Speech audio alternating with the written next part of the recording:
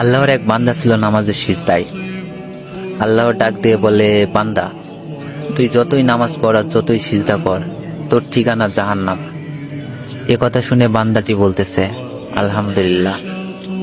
আল্লাহ বলে, এই বান্দা, জাহান্নামের কথা শুনে কেউ আলহামদুলিল্লাহ কয়?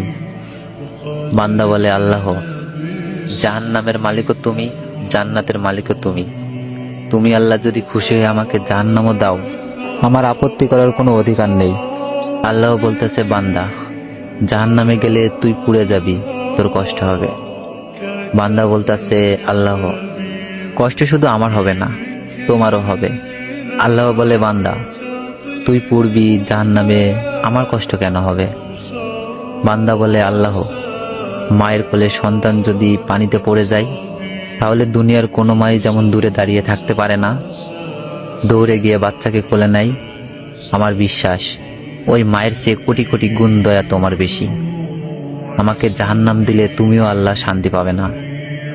আল্লাহ বলে, বান্দা, এই দলিল তুই কই পাইলি?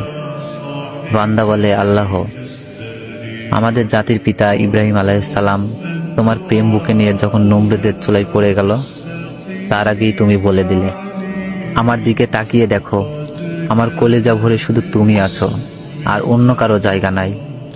আল্লাহ বলে, বান্দা, আমার প্রেমের ভক্তি নিয়ে যদি কেউ জাহান্নামেও যায়, আমি জাহান্নামকেও জান্নাত বানিয়ে দিব। সুবহানাল্লাহ।